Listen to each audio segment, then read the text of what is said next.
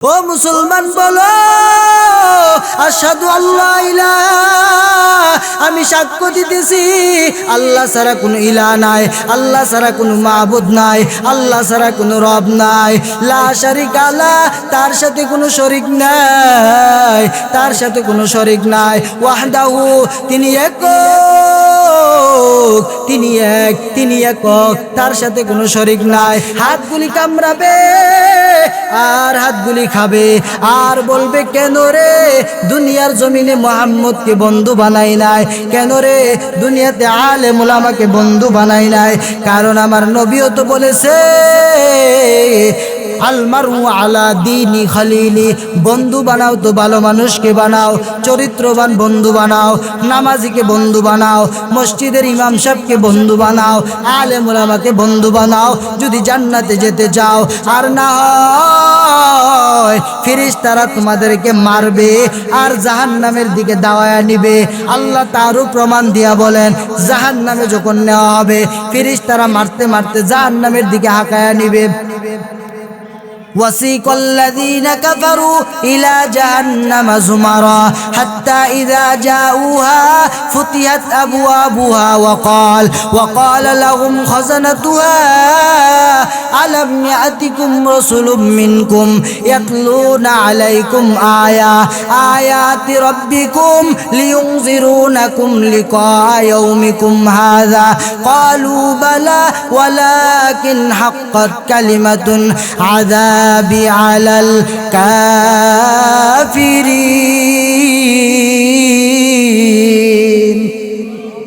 যেদিন ফেরেশতারা হাকাইয়া হাকাইয়া জাহান্নামের দিকে নিবে আর ডাক দিয়ে বলবে ও আল্লাহর গোলাম, দুনিয়ার জমিনে কি আল্লাহর রাসূল আসে নাই, কোনো নিদর্শন নিয়ে কি আসে নাই, উলামায়ে কেরাম কি দাওয়াত দেয় নাই? তখন বলবে ক্বালু বালা, হ্যাঁ এসেছিল, হাক্কাতু কালিমা, যখন তারা বলবে তাদের কথাটা সত্য কথা বলেছিল, আমরা সত্য বলে বিশ্বাস করি নাই, সত্য বলে আমরা মানি নাই, এই জন্য আজকে জাহান্নামী হয়ে গেলাম, কাফেরদের অন্তর্ভুক্ত হইলাম।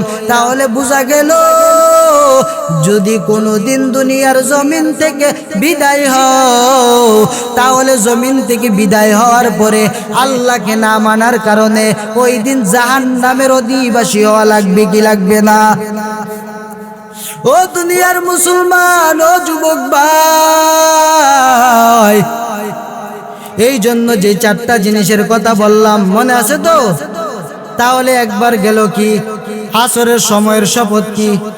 সাধারণ জ্ঞান পাইছেন তো, বুঝ পাইছেন তো যে সময় কি গুরুত্বপূর্ণ, তারপরে ক্ষতিগ্রস্ত কেমন হবেন, হাত কামড়াবেন, পান নাই? এবার আসুন আলোচনা করা যাক ঈমান নিয়ে। দুনিয়ার যত আমল করবেন, সারা জীবন যদি নামাজ পড়েন, ঈমান ঠিক না তাই জান্নাতে যাওয়া যাবে? তাহলে আগে লাগবে কি? ঈমান আগে লাগবে। এই ঈমানকে সংশোধন করা লাগবে, ঈমান আনা লাগবে কার উপর? আরো জোরে বলেন, আল্লাহর উপরে ঈমান আনা লাগবে। ওই আল্লাহর উপরে ঈমান কিভাবে আনবেন? আল্লাহর পয়গম্বর বলেন ঈমান আনতে চাও, নবীর হাতে যারা হাত রাখছে আর যারা যেই কালেমা পড়েছে ওই কালেমা পড়ো, লা ইলাহা ইল্লাল্লাহু মুহাম্মাদুর রাসূলুল্লাহ। এ নবীর উম্মত বলো লা ইলাহা ইল্লাল্লাহ, আল্লাহ ছাড়া কোনো মাবুদ নাই, আল্লাহ ছাড়া কোনো ইলাহ নাই, মুহাম্মাদুর রাসূলুল্লাহ আমার পয়গম্বর হলেন আল্লাহ তাআলার প্রেরিত রাসূল। জোরে বলেন ঠিক কিনা? এ নবীর উম্মত ঈমান আনতে গিয়া বলো, আল্লাহকে জবাব দাও, ডাক দাও, বলো আল্লাহ আশহাদু আল্লা ইলাহা ইল্লাল্লাহু ওয়াহদাহু লা শারীকা লা ওয়া আশহাদু আন্না মুহাম্মাদান আবদুহু ওয়া রাসূলুহু। ও মুসলমান বলো আশহাদু আল্লা ইলাহা, আমি সাক্ষ্য দিতেছি আল্লাহ ছাড়া কোনো ইলাহ নাই, আল্লাহ ছাড়া কোনো মাবুদ নাই, আল্লাহ ছাড়া কোনো রব নাই, লা শারিকা লা, তার সাথে কোনো শরীক নাই, তার সাথে কোনো শরীক নাই, ওয়াহদাহু, তিনি একক, তিনি এক, তিনি একক, তার সাথে কোনো শরীক নাই। আল্লাহর সাথে কোনো শরীক আছে?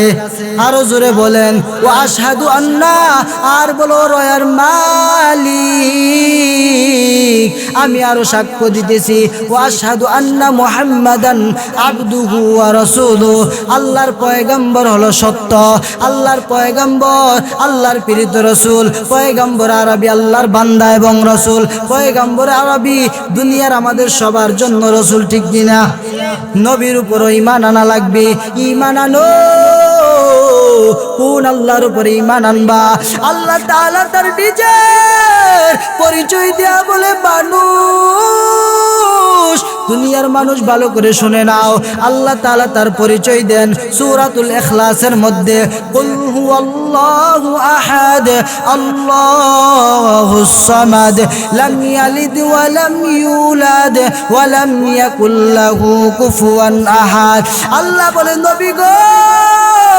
উম্মতদেরকে জানায়া দেন আর বলে দেন কুল হুয়াল্লাহু আহাদ ও নবী আপনি বলুন আল্লাহ একক আল্লাহ একক আল্লাহ তাআলার কোনো সন্তান নাই কারো থেকে তিনি জন্ম নেন নাই তিনি একক তিনি বিনিয়াজ তিনি কারো মুখাপেক্ষী না আমরা সবাই কার মুখাপেক্ষী জুড়ে বলেন আল্লাহ তাআলা কারো মুখাপেক্ষী না বান্দা তুমি আল্লাহ ছাড়া কিছু করতে পারবা না আর আল্লাহ সব করতে পারবে তোমাকে ছাড়া ঠিক কিনা আম্মা বা'দু ফাআউযু বিল্লাহি মিনাশ শাইতানির রাজীম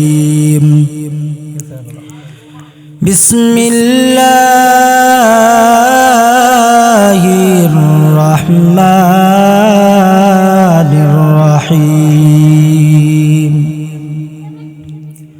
ওয়াল আসরি ইন্নাল ইনসানা লাফি খুসর إلا الذين آمنوا وعملوا الصالحات وتواصوا بالحق وتواصوا بالصبر قال النبي صلى الله عليه وآله وسلم كل أمتي يدخلون الجنة إلا من أبى قال يا رسول الله من يأبى قال من أطاعني دخل الجنة ومن عصاني فقد أبى صدق الله مولانا العظيم وصدق رسوله النبي الكريم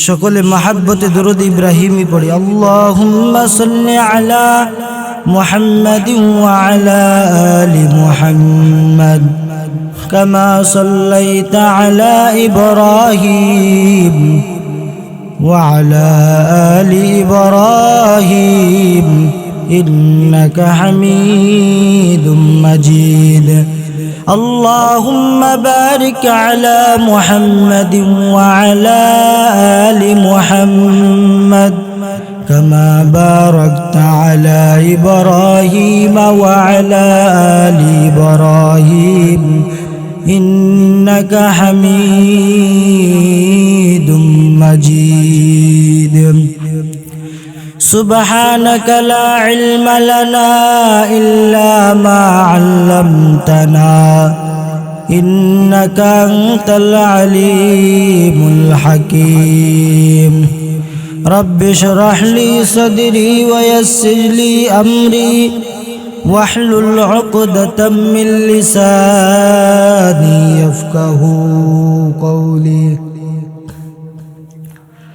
ما دوره مجبوره أي سيد عالم ما دوره مجبوره أي سيد عالم दीदार दिखा दे नहीं आवाज सुना दो दीदार दिखा दे नहीं आवाज सुना दो मैं सूरत यूसुफ को नहीं चाहने वाला मैं कैस के मानिंद नहीं आशिक लैला मैं कैस के मानंद नहीं आशिक लैला मैं आशिक मौला हूँ मेरा इश्क दीवाना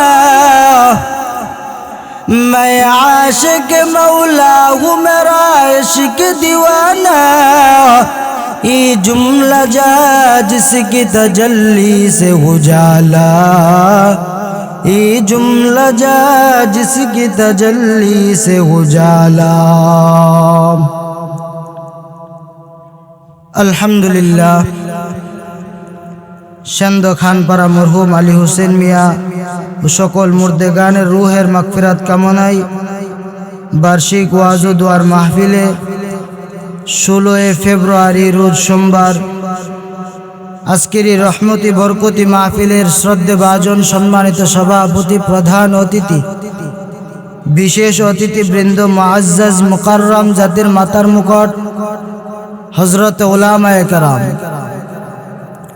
বহু দূর দূরান্ত থেকে আগত আল্লাহ পাকের আশিকিন জাকিরিন শাকিরিন মুহিব্বিন মুরব্বিয়ান আযম কালিজার টুকরা আমার সমবয়সী যুবক বন্ধুগণ স্নেহের ছোট ভাই পর্দার অন্তরালে আমার শ্রদ্ধেয় সম্মানিতা মা ও বোনেরা মহান সৃষ্টির স্রষ্টাময় আল্লাহ পাক রব্বুল আলামিনের দরবারে অসংখ্য লাখ কোটি শুকর যে আল্লাহ পাক আমাদেরকে দয়া ও মায়া করে ভালোবেসে বেহেশতের বাগান উলামায়ে কেরামদের মজলিস আশিকিন জাকিরিনদের মজলিসে তথা গুনাহ মাফের মজলিসে 10 মায়ের 10 সন্তানকে আপন হয়ে একই জায়গায় জুড়ে মিলে বসার তৌফিকটুকু দান করেছেন। নিয়ামতের শুকর আদায়ার্থে মুসলমান হিসেবে ঈমানের আওয়াজকে উঁচু করে এক আওয়াজে উচ্চ কণ্ঠে সকলেই কালিমাতুশ শুকর উচ্চারণ করি বলি আলহামদুলিল্লাহ। লক্ষ কোটি দুরুদ ও সালাম সাইয়্যিদুল মুরসালিন রাহমাতুল লিল আলামিন শফিউল মুজনবিন খাতামুন নবিয়্যিন সাইয়্যিদুস সাকালাইন ইমামুল মুরসালিন শফিয়ে আযম রাসূল আকরাম রহমতে আলম নবিয়ুল আরাব আল আযম হাবিবে কিবরিয়া আশরাফুল আম্বিয়া সাইয়্যিদুল আম্বিয়া শফিয়ে মাহশর সাকিয়ে কৌসর আকায়ে নামদার মদিনাহ কা তাজদার फख्र मौजूदात सय्यदुल मखलूक़ात हज़रत मोहम्मद रसूलुल्लाह सल्लल्लाहु अलैहि व आलिहि वसल्लमेर ऊपर आमी आपनादेर खिदमते महाग्रंथ आल कुरआनुल करीमेर 114 खाना सूरार मध्य थेके 103 नम्बर सूरा छोट्ट एकखान सूरा सूरातुल असर तिलावत करलाम। বিশ্বনবী শেষ নবী মহানবী শ্রেষ্ঠ নবী জিন্দা নবী হায়াতুন নবী সাল্লাল্লাহু আলাইহি ওয়া আলিহি ওয়াসাল্লামের অসংখ্য অগণিত অমীয় বাণী পবিত্র হাদিস শরীফের মধ্য থেকে এক টুকরা হাদিস আপনাদের সম্মুখে পড়েছি। আয়াত ও হাদিসকে সামনে রেখে অল্প কিছুক্ষণ মুযাকারার নিয়তে কিছু দ্বীনি কথা বলার চেষ্টা করব। আমার তৌফিক ইল্লা বিল্লাহ। আল্লাহ পাক রব্বুল আলামিন আমাকে ইখলাসের সাথে আপনাদেরকে আমলের সমন্বয়ে বলার এবং শুনবার মতো তৌফিক ধৈর্য হিম্মত আল্লাহ পাক দান করুন। সকলেই বলি আমিন। ভূমিকা নয়, সরাসরি আলোচনা করব এই দ্বীনি মজলিসে আসার উদ্দেশ্যটা কি। দ্বীনি মজলিস দুনিয়ার বিভিন্ন জায়গায় হয়, কিয়ামত পর্যন্ত হবে। বক্তা বয়ান করবে, শ্রোতা শুনবে, মাহফিল হবে, আওয়াজ হবে, ওয়াজ হবে। কিন্তু আমি আর আপনি যদি ইখলাসের নিয়তে আমলের সমন্বয়ে নিজেকে পরিবর্তন করার উদ্দেশ্যে বয়ানটুকু না শুনি, আর সেই বয়ান যদি আমি নিজে পরিবর্তন হওয়ার উদ্দেশ্যে না করাই কিংবা না শুনি, তাহলে কিয়ামত পর্যন্ত বয়ান চলবে, আমি আর আপনি পরিবর্তন হতে পারবো? সম্ভব না। এজন্য আল্লাহ পাক রব্বুল আলামিন ওনার কোরআনের কথা শোনার ক্ষেত্রে একটা আদবের কথা বলেছেন। কিসের কথা? তো এই আদবের কথা শুনতে গেলে মাহফিল পর্যন্ত আসা লাগবে। কথা বলেন ঠিক? ওই মাহফিল পর্যন্ত যদি আসতে চাই, তাহলে দুনিয়াতে আল্লাহ রব্বুল আলামিন যে ক্যাটাগরি দিয়েছেন, যে ক্যাটাগরি অবলম্বন করার কথা বলেছেন, এই কথাগুলি আপনাকে আমাকে দিলের কান লাগায় শোনা লাগবে, মানা লাগবে। কথা বলেন ঠিক কিনা? যেমন আল্লাহ পাক রব্বুল আলামিন বলেন, وَإِذَا قُرِئَ الْقُرْآنُ فَاسْتَمِعُوا لَهُ وَأَنصِتُوا لَعَلَّكُمْ تُرْحَمُونَ। আল্লাহ পাক বলেন, وَإِذَا قُرِئَ الْقُرْآنُ فَاسْتَمِعُوا لَهُ, যখন তোমাদের সামনে কোরআন তিলাওয়াত করা হয় কিংবা কোরআনের বয়ান করা হয়, তখন তোমরা ফাসতামিউ লাহু, দিলের কান লাগায় শুনো। কিসের কান? দিলের কান লাগায় মনোযোগের সাথে শুনো। ওয়া আনসিতু, এবং চুপ থাকো আল্লাহর মহাব্বতে, আল্লাহর ভালোবাসায়। চুপ থাকা এবং দিলের কান দিয়া শোনা, দুটোটার মধ্যে আদব আছে না নাই? এক নম্বর দিলের কান লাগায়া শোনা লাগবে, দ্বিতীয় নম্বর আল্লাহর মহাব্বতে চুপ থাকা লাগবে। বৈশা বুট বাদাম খাইলাম, একজন আরেকজনের সাথে কথা বললাম, একজন আরেকজনকে হাত দিয়ে ইশারা দিলাম, তাহলে কোরআনের আদব হবে না। অর্থাৎ মহাব্বতে শোনা লাগবে, দিলের কান লাগায়, এবং আল্লাহর মহাব্বতে চুপ থাকা লাগবে। লাআল্লাকুম তুরহামুন, যদি তোমরা রহমত প্রাপ্ত বান্দা হইতে চাও, আল্লাহ বলেন যদি চুপ থাকো এবং দিলের কান দিয়া শুনো, আমি আল্লাহ ওয়াদা করলাম লাআল্লাকুম তুরহামুন, তোমরা রহমত প্রাপ্ত বান্দা হয়ে বাড়িতে যাইবে। সুবহানাল্লাহ। বাড়িতে গিয়ে বললেন, তাহলে কোরআনের মজমা আছে, বয়ান আছে, আওয়াজ আছে, কিন্তু আমল নাই। আমার কথা হলো মাইকে বক্তা হইতে হইবে, কণ্ঠ এমন বক্তার কণ্ঠ শুনে আহ করে চিৎকার মারবো, কিন্তু ফজরের সময় নামাজে যাব। আসর গেলে বন্ধু বান্ধবের আড্ডায় থাকবে। ভাই আর কত? পরিবর্তনের সময় এখন, এই মাত্র এই সময়টা, এখন থেকে পরিবর্তন হওয়া লাগবে। এক সেকেন্ডের ভরসা আপনার কিংবা আমার নাই। এই জন্য আমি আজকে আপনাদের সম্মুখে সূরাতুল আসর তেলাওয়াত করেছি। চলুন, আল্লাহ সূরাতুল আসর কেন নাজিল করলেন? এক নম্বর, সূরাতুল আসরের মধ্যে আল্লাহ পাক রব্বুল আলামিন বলেন, এটা সূরাতুল আসর কুরআনুল কারীমের 103 নম্বর সূরা। এই সূরার মধ্যে আয়াত দিয়েছেন আল্লাহ তাআলা তিনটা। কয়টা? তিনটা আয়াত দিয়েছেন। এই আয়াতটা দেওয়ার পর তিনটা আয়াত দিয়ে আল্লাহ নাজিল করলেন কখন? যখন মক্কার বেদিন কাফেরেরা উল্টা পাল্টা সময়টাকে নষ্ট করতেছে, জালেমের জুলুম, অত্যাচার, নিপীড়ন, স্টিম রুলার চালিয়ে জাহিলিয়াতের যুগ অবলম্বন করে তারা যখন দুনিয়াটার মধ্যে একটা আকাম কুকামের বসবাস বানায় ফেললো, আর তদানীন্তনকাল সময় যখন সাহাবায়ে কেরামেরা আল্লাহর রসুলের সাথে হাত মিলাইয়া কালেমা পড়ে যখন দ্বীনের রাস্তায় চলতে আরম্ভ করলেন, ওই সময় ওই কাফের বেদিনেরা ঠাট্টা মস্কারা করে আবু বকরের মতো সাহাবায়ে কেরামকে বলতো, আবু বকর তোমাদের জীবনটা ক্ষতিগ্রস্ত হয়ে গেল, ধ্বংস হয়ে গেল। ওই সময় আল্লাহ পাক রব্বুল আলামিন এই সূরাতুল আসর নাজিল করে বলেন, নবী আপনি তাদেরকে জানায়া দেন, ওয়াল আসর, আমি আসরের কসম খেয়ে বললাম, ইন্নাল ইনসানা লাফি খুসর। আল্লাহ তাআলা বলেন যে দুনিয়ার সমস্ত মানুষ ক্ষতিগ্রস্ত। নাউজুবিল্লাহ বলো, সমস্ত মানুষ ক্ষতিগ্রস্ত। আল্লাহ এখানে একটা সিগা ব্যবহার করলেন, ইস্তিসনার ইল্লা, ইল্লাল্লাযীনা আমানু, যারা ঈমান আনয়ন করবে। এক নম্বর কারা? যারা ঈমান আনয়ন করবে, ওয়া আমিলুস সলিহাত, যারা নেক আমল করবে, ওয়া তাওয়াসাউ বিল হক, যারা আল্লাহর হকের উপরে চলবে, হককে প্রতিষ্ঠা করার জন্য নিজের জীবনকে বাজি রাখবে, ওই সমস্ত বান্দা।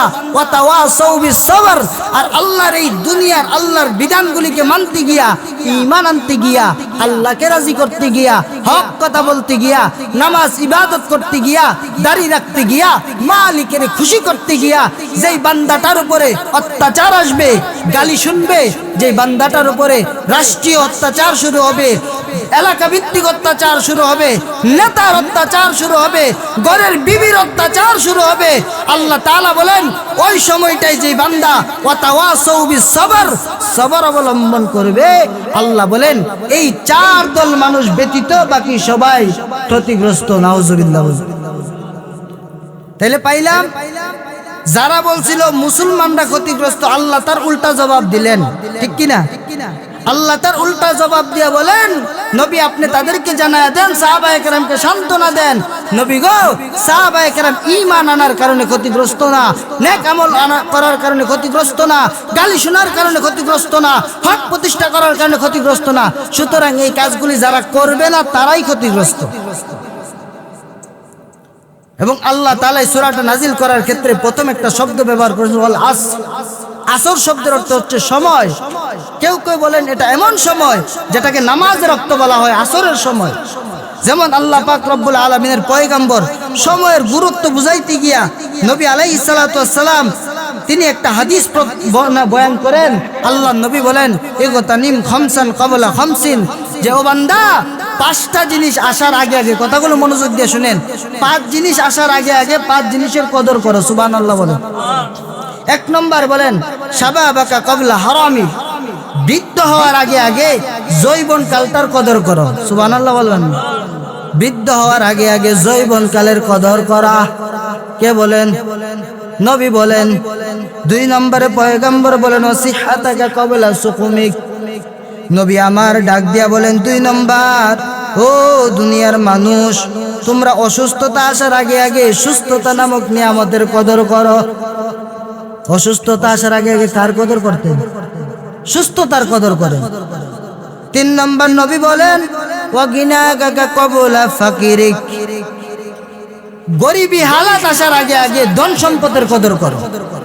সুবহানাল্লাহ বলেন। চার নম্বর, ওয়াফারাকা ক্বাবলা শুগুলিক, তোমার ব্যস্ততার সময় আসার আগে আগে অবসর সময়টাকে কদর করো। ওয়া হায়াতিকা ক্বাবলা মাউতিক, মৃত্যু আসার আগে আগে হায়াত নামক জিন্দেগির কদর করো। তাহলে বোঝা গেল প্রত্যেকটা জিনিসের কথার মাইন্ডেড হলো একমাত্র কি করা? সময়কে বাঁচানো। বৃদ্ধ হওয়ার আগে যৌবনকাল, যৌবনের বড় দাম। বৃদ্ধ হওয়ার আগে যৌবনের দাম, ঠিক কিনা? তাহলে বৃদ্ধ হবেন সময়টা পার হওয়ার পরে, ঠিক কিনা? জোরে বলেন। সময়ের কদর, কত সময়ের কদর। ও আমার বাজানেরা, কথাটা খেয়াল দিয়ে শুনবেন। আল্লাহর পয়গম্বর এই তেলাওয়াতের মধ্য দিয়া নবীকে আমার প্রশ্ন করেন, সূরাতুল আসর, এই আসরের সময়টা যে গুরুত্বপূর্ণ নামাজের সময়, এটা বুঝার জন্য নবীকে সাহাবায়ে কেরাম প্রশ্ন করলেন, ইয়া রাসূলুল্লাহ, পয়গম্বর, ও নবী আমার, আইয়ুল আমালু উহিব্বু ইলাল্লাহ, নবী আল্লাহর কাছে পছন্দের আমল কোনটি আমাকে জানায় দেন। পয়গম্বর আমার ডাক দিয়া কয়, তোমরা আমার আল্লাহর মহাব্বতের আমল জানতে চাও, তোর মধ্যে একটা হলো আসসালাতু আলা ওয়াক্তিহা, নামাজের সময়। জোরে বলেন সুবহানাল্লাহ। কিসের সময়? সাহাবী আবার প্রশ্ন করে বলেন, নবী আমার, ও পয়গম্বর, সুম্মা আইয়ুন, এরপরে কোন জিনিস আল্লাহর কাছে মহাব্বতের? নবী আমার ডাক দিয়া কয়, আল্লাহ তাআলা বলেন বিররুল ওয়ালিদাইন। নবী হাদিসে বয়ান করে বিররুল ওয়ালিদাইন মানে কি? বলে মা বাবার খেদমত করা, এটা আল্লাহর কাছে বড় মহাব্বতের আমল। কেন জানো? আল্লাহ তাআলা ডাক দিয়া কয়, ওয়া ক্বাদা রাব্বুকা আল্লা তা'বুদু ইল্লা ইয়াহু ওয়া বিল ওয়ালিদাইনি ইহসানা।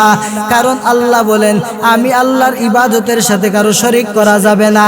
আমি আল্লাহর ইবাদতের পরেই তোমরা মা বাবার সাথে ভালো ব্যবহার করো। এই জন্য নবীও আমার বলেন বিররুল ওয়ালিদাইন মানে মা বাবার খেদমত করা। নবীকে আবার প্রশ্ন করা হয়, সুম্মা আইয়ুন, নবী তারপরে কি? নবী আমার বলে আল জিহাদু ফি সাবিলিল্লাহ, আল্লাহর রাস্তায় জিহাদ করা আল্লাহর কাছে বড় মহাব্বতের আমল। এই কথাগুলোর মধ্য দিয়া পাইলাম আসসালাতু আলা ওয়াক্তিহা, যে নামাজের সময়টা আল্লাহর কাছে মহাব্বতের। জোরে বলেন সুবহানাল্লাহ। এই জন্য আমার দয়ার মালিক আমার আল্লাহ নবীও আমার জানা দিয়া বলেন, আল্লাহও বলেন ওয়াল আসরের সময়ের শপথ। আসরের সময়টা বড় দামি সময়, এটা নামাজের সময়। কিসের সময়? নামাজের সময়, বড় দামি সময়। এই সময়ের শপথ খাইয়া আমার আল্লাহ তাআলা ডাক দিয়া কইরে গোলাম, ইন্নাল ইনসানা লাফি খুস, মানুষ সব ক্ষতিগ্রস্ত। কেন ক্ষতিগ্রস্ত আগে বলি নাই? চার দল ব্যতীত। কই দল? যারা ঈমান আনলো না, যারা নেক আমল করলো না, যারা আল্লাহর হকের উপরে চললো না, যারা চলতে গিয়ে ধৈর্য ধারণ করলো না, এই চার দল ব্যতীত তারা ক্ষতিগ্রস্ত। যারা চার দলের মধ্যে নাই তারা কেমন ক্ষতিগ্রস্ত শুনো। ইয়াউমা ইয়া'আদ্দুয যালিমু আলা ইয়াদাইহি ইয়াকুলু ইয়া লাইতানি ইত্তাখাযতু মা'আর রাসূলি সাবিলা। সুবহানাল্লাহ বলেন, আল্লাহু আকবার। আল্লাহ তাআলা বলেন, ও নবীর উম্মত, রব আমার ডাক দিয়া বলেন, দয়ার আল্লাহ বলেন, ও নবী, যারা ঈমান আনবে না, যারা আমি আল্লাহর দেওয়া পথে চলবে না, যারা আমি মালিকের দেওয়া রাস্তায় চলবে না, ও পয়গম্বর, তাদেরকে জানা দেন, তারা ওই হাসরের ময়দানে যেদিন আসবে, ঈমান থাকবে না, নেক আমল থাকবে না, নবীর কথা শুনবে না, আল্লাহর কথা শুনবে না, ইসলামের কথা ভালো লাগবে না। ওই দিন যখন তারা আসবে, নবীকে জানায়া দেন, ইয়াউমা ইয়া'আদ্দুয যালিমু আলা ইয়াদাইহি, তারা জালেম হয়ে যখন আসবে, ইয়াউমা ইয়া'আদ্দুয যালিমু আলা ইয়াদাইহি, তারা তাদের হাতগুলো কামড়াবে, ইয়াকুলু ইয়া লাইতানি ইত্তাখাযতু মা'আর রাসূলি সাবিলা। তাহলে বুঝলাম আল্লাহ একক, আল্লাহ তাআলার কেউ নাই, আল্লাহর সন্তানও নাই, আল্লাহর মেয়ে নাই, ছেলে নাই, কেউ নাই। আসেনি? আছে? জোরে বলেন। ওই আল্লাহর ঘুম নাই, ওই আল্লাহর তন্দ্রাও নাই। কেমন আল্লাহ জানো? আল্লাহু লা ইলাহা ইল্লা হুয়াল হাইয়ুল কাইয়্যুম লা তাখুযুহু সিনাতু ওয়ালা নাওম। আমার আল্লাহ কেমন আল্লাহ? যে আল্লাহ তাআলার কোনো ঘুম নাই, তন্দ্রা নাই, যিনি চিরঞ্জীব, যে আল্লাহর কোনো মৃত্যু নাই, যে আল্লাহ সর্বক্ষণ সর্বজীবিত। আল্লাহ তাআলার মরণ আছে? আল্লাহ তাআলার কি ঘুম আছে? আল্লাহ তাআলা যদি ঘুমাইতো, দুনিয়ার মানুষ দুনিয়াতে থাকতে পারত না। এ কেমন মালিকের উপর ঈমান আনবা জানো? কোন আল্লাহর উপরে ঈমান আনবারে গোলাম? কোন আল্লাহর উপরে ঈমান আনবা? আল্লাহকে চিনার দরকার আছে না নাই? ও মুসলমান, আমার আল্লাহ এমন আল্লাহ, যে আল্লাহ তাআলার সাথে কোনো শরীক নাই, যে আল্লাহ আপনাকে আমাকে খাওয়ায়, যে আল্লাহ আপনাকে আমাকে লালন পালন করে, যে আল্লাহ আপনাকে আমাকে ঘুমের মধ্যে পাঠান, আবার ঘুম থেকে জীবিত করেন। জোরে বলেন ঠিক কিনা? তাহলে বোঝা গেল ঈমান আনা লাগবে। এক নম্বরে কার উপর ঈমান? আল্লাহর উপরে ঈমান আনা লাগবে। দুই নম্বরে নবীর উপরে ঈমান আনা লাগবে। আল্লাহর পয়গম্বর আরবি হাদিসে কুদসির মধ্যে বয়ান করেন, নবী আমার একদিন জিবরাইল নবীর কাছে আসলেন। হযরতে উমর ফারুক রাদিয়াল্লাহু তাআলা আনহু বলেন, নবীর কাছে জিবরাইল আসলো। জিবরাইল এসে বসছে আর ডাক দিয়া কয়, আখবিরনি আনিল ঈমান। ও পয়গম্বর, আমাকে ঈমান সম্পর্কে ধারণা দেন, ঈমান সম্পর্কে আমাকে বলেন। নবী আমার বলে, আন তুমিনু বিল্লাহ, এক নম্বর ঈমান আনো, আল্লাহ তাআলার উপরে ঈমান আনো। দুই নম্বরে আন তুমিনু বিল্লাহি ওয়া মালাইকাতিহি, ফেরেশতাদের উপরে ঈমান আনো। ওয়া কুতুবিহি, কিতাব সমূহের উপরে ঈমান আনো। ওয়া রাসূলিহি, রাসূলগণের উপরে ঈমান আনো। ওয়াল ইয়াউমিল আখিরি, আখিরাতের প্রতি ঈমান আনো।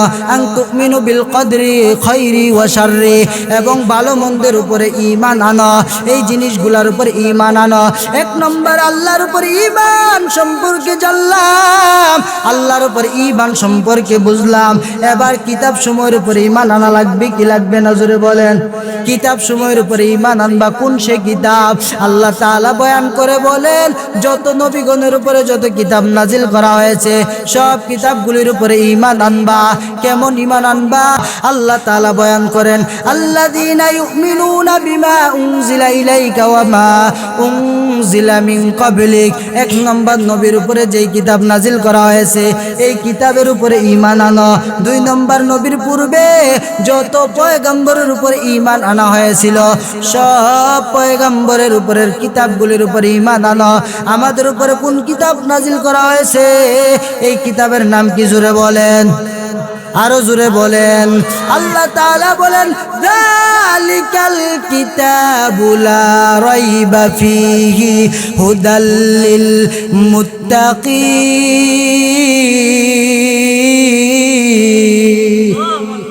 আল্লাহ তাআলা বলেন যালিকাল কিতাব আই হাযাল কিতাব, এই সেই কিতাব যেই কিতাবে বিন্দু পরিমাণ কোনো সন্দেহ নাই।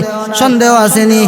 যেই কিতাবে বিন্দু পরিমাণ কোনো সন্দেহ নাই, লা শাক্কা ফীহি, সন্দেহের কোনো অবকাশও নাই, ওই কিতাবের উপরে ঈমান আনয়ন করো, এই কোরআনের উপরে ঈমান আনয়ন করো, কারণ এই কোরআনটা হলো মানুষের জন্য শিফা। জোরে বলেন কি?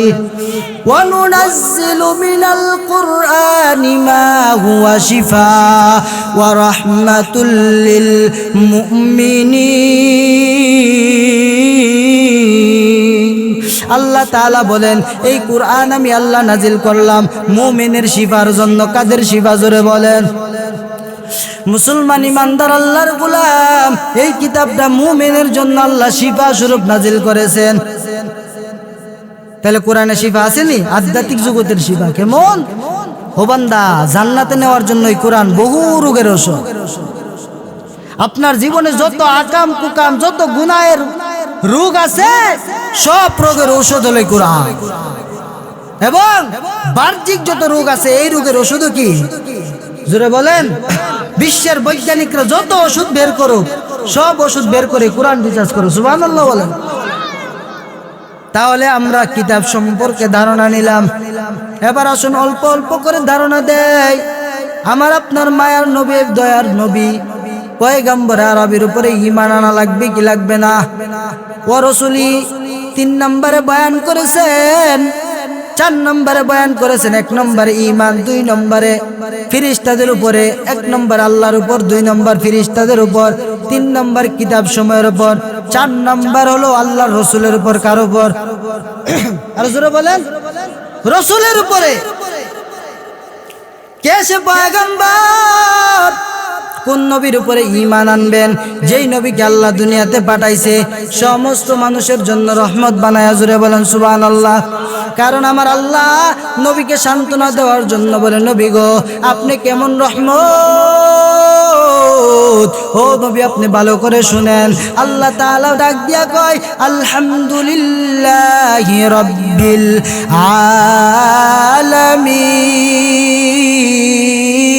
আলামিন। ও পয়গম্বর আপনি নবী কেমন মায়ার। আমি আল্লাহ ডাক দিয়া বলি, ও গোলাম তোমরা নামাজে দাঁড়ায় পড়ো আলহামদুলিল্লাহি রাব্বিল আলামিন।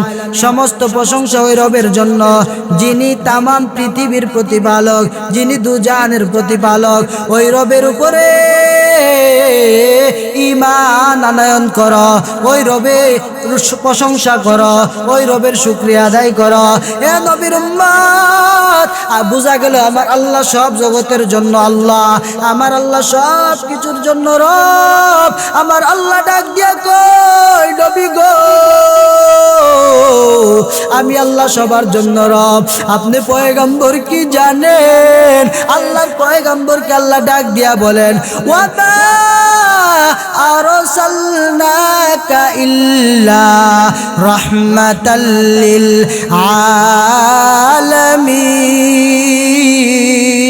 আলামিন।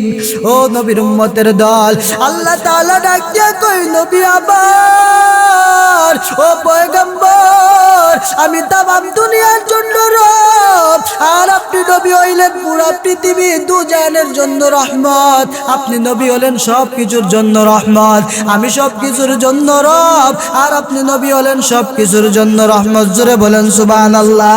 কেমন মায়ার নবী পাইছো রে গোলাম, একবারও চিন্তা করে দেখছো কেমন আল্লাহ, কেমন দয়ার মালিক। আমার আল্লাহ আমাকে আপনাকে নবী দান করলেন, যেই নবীর মধ্যে যুবক তোমাদের জন্য রয়েছে উত্তম আদর্শ। জোরে বলেন সুবহানাল্লাহ। লাকাদ কানা লাকুম ফি রাসূলিল্লাহি উসওয়াতুন হাসানা। এর নবীর উম্মত আল্লাহ ডাক দিয়ে কই, নবী আপনি নবীর জন্য, আপনি নবীর মধ্যে সমস্ত উম্মতের জন্য, সবার জন্য রয়েছে কি জানো? উত্তম আদর্শ। ও পয়গম্বরের উম্মত, ও সন্তালাকার মুসলমান, ও যুবক ভাই, একটু মনের কান লাগায় শুনে নাও। আল্লাহ তাআলা ডাক দিয়া কই কি জানো? লাকাদ কানা লাকুম ফি রাসূলিল্লাহি উসওয়াতুন হাসানা। নবীর মধ্যে রয়েছে উত্তম আদর্শ। কেমন নবী পাইছো রে গোলাম? আমার নবীর পরে কোনো নবী নাই। আমার নবী সবকিছুর জন্য রহমত। আজ নবীর বিরুদ্ধে একদল কথা কয়, একদল ডাক দিয়া বলে মুহাম্মদ আমাদের নবী না, মুহাম্মদ আমাদের পয়গম্বর না, আমরা হইলাম কাদিয়ানি, গোলাম আহমদ কাদিয়ানি হইল আমাদের নবী। নাউজুবিল্লাহ বলেন। এ নবীর উম্মত, তাদের ফান্দে পড়া যাবে না। কেন জানো? আমার আল্লাহ ডাক দিয়া জবাব দিয়া বলে, নবী গো, আপনি উম্মতদেরকে জানায় দেন, মা কানা মুহাম্মাদুন আবা আহাদিম মির রিজালিকুম ওয়ালাকিন রাসূলুল্লাহি ওয়া খাতামান নাবিয়্যিন। ও পয়গম্বর আবার, আপনি উম্মতদেরকে জানায় দেন, আপনি নবী, শেষ নবী, খাতামান নাবিয়্যিন। আপনি নবীর পরে আমি আল্লাহ দুনিয়ার জমিনে কোনো নবী পাঠাবো না। আপনি নবী হইলেন শেষ পয়গম্বর। আপনার পরে আর কোনো নবী বাংলার জমিনে আসবে না। নবী গো, তাদেরকে জানায় দিয়া বলেন, নবী আমার ডাক দিয়া বলে, উম্মত আনা খাতামান নাবিয়্যিন লা নাবিয়্যা বাদা, আনা খাতামান নাবিয়্যিন লা নাবিয়্যা বাদা। আমি নবীর পরে আর কোনো নবী আসবে না। আমি হইলাম শেষ পয়গম্বর, আমার পরে আর কোনো পয়গম্বর আসবে না। জোরে বলেন ঠিক কিনা? এটা বিশ্বাস করার নাম ঈমান। এটা বিশ্বাস করার নাম কি? জোরে বলেন। আমার নবীকে মহব্বত করা লাগবে কি লাগবে না? আমার নবীকে যদি কেউ গালি দেয়, ওই বেঈমানকে ছাড়া যাবে। আমার নবীর উপরে যদি কেউ আঘাত করো, আমার নবীকে কেউ যদি তুচ্ছ তাচ্ছিল্য বলে কথা বলো, আমার নবীর বিরুদ্ধে আচরণ যদি করো রে গোলাম, ভালো করে শুনে নাও, এই দুনিয়ার জমিন রক্তে রঞ্জিত হবে, লাল হয়ে যাবে। আমার পয়গম্বরের খতমে নবুয়তকে টিকায় রাখার জন্য উম্মত জীবন দিয়া দিব কি দিব না? কারণ আমার নবীর উপরে কেমন ঈমান আনা লাগবে। সন্তান থেকে বেশি বলে না না, আমার নবীর জন্য কেমন মহব্বত করবা, বাড়ির মা বাবার চাইতে বেশি বলে না না। এ নবীর উম্মত, আল্লাহর নবী ডাক দিয়া বলেন, লা ইউমিনু আহাদুকুম হাত্তা কুনা হাব্বা ইলাইহি মিন ওয়ালিদিহি ওয়া ওয়ালাদিহি ওয়ান নাসি আজমাইন। সুবহানাল্লাহ বলেন। হে পয়গম্বরের উম্মত, আমার পয়গম্বর ডাক দিয়া বলেন, লা ইউমিনু আহাদুকুম হাত্তা কুনা হাব্বা ইলাইহি মিন ওয়ালিদিহি ওয়া ওয়ালাদিহি ওয়ান নাসি আজমাইন। পয়গম্বর ডাক দিয়া বলে, উম্মত, আমি আল্লাহকে, আমার নবীকে মহব্বত করতে চাও, তোমার সন্তান, তোমার সন্ততি, তোমার ধন সম্পদ না না, এমনকি তোমার জীবনের চাইতে যতক্ষণ পর্যন্ত আমি নবীকে মহব্বত করতে পারবা না, ততক্ষণ পর্যন্ত তুমি ঈমানদার কামেলে মুমিন হইতে পারবা না। তাহলে বোঝা গেল আমার নবীকে মহব্বত করা লাগবে কি লাগবে না? এ নবীর জন্য জীবন দেওয়া লাগবে কি লাগবে না? আমার বাবা হোক, আমার ভাই হোক, আমার বোন হোক, আমার আত্মীয় স্বজন যেমন চাই সে হোক, আমার দেখার টাইম নাই। আছে টাইম? দেখার টাইম নাই। নবীর বিরুদ্ধে কথা বলবি তো জিব্বা কেটে কুত্তাকে খাওয়াবো। আল্লাহর বিরুদ্ধে কথা বলবি তো জমিনে তোকে জিন্দা দাফন করা হবে। ঠিক কিনা জোরে বলেন? আমার নবী আগে না দুনিয়ার কোন নেতা আগে? জোরে বলেন। আমার আল্লাহ আগে না দুনিয়ার কোন নেতা আগে? আমার মাথা নত হতে পারে, গর্দান যেতে পারে, এমনকি রাজপথে রক্ত দিয়ে জীবনকে ধ্বংস করে দিব, হকের বিরুদ্ধে কথা বললে কাউকে জমিনে ঠাঁই দেওয়া হবে না।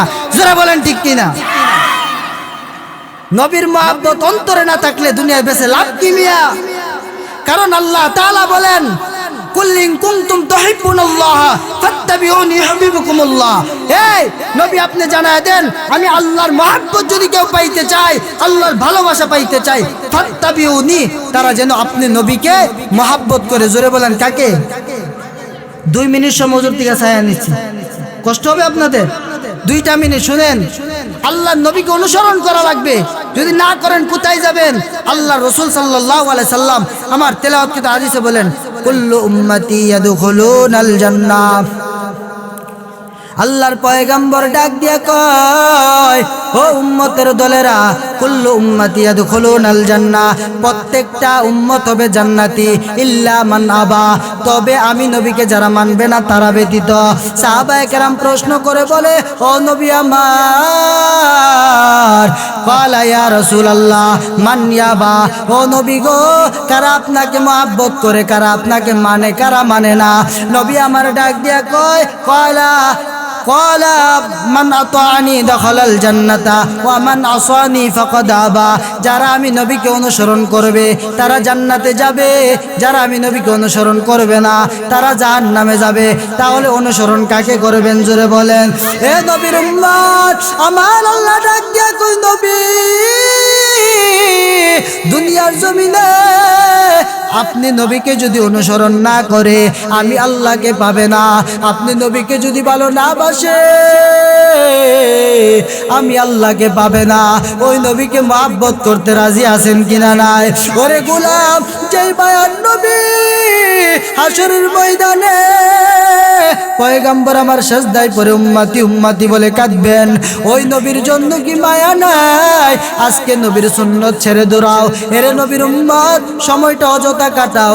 নামাজ পড়তে মনে চাই না, রোজা রাখতে মনে চাই না, ইবাদত করতে মনে চাই না, হক কথা বলতে মনে চাই না, ঠিক কিনা? তাহলে সবগুলি করা লাগবে কি লাগবে না? আল্লাহ তাআলা মরণ পর্যন্ত কথা বলার একটা বিষয় শেষ করতে পারলাম না। আল্লাহ তাআলা কখনো সময় যদি করে বাকি আলোচনা করব। যতটুকু করলাম ঈমান মজবুত করার দরকার আছে না নাই? আল্লাহ তাআলা মরণ পর্যন্ত আমাদেরকে ঈমানের উপর, নবীজির আদর্শের উপর, আল্লাহকে রাজি খুশি রেখে দুনিয়াতে চলার মতো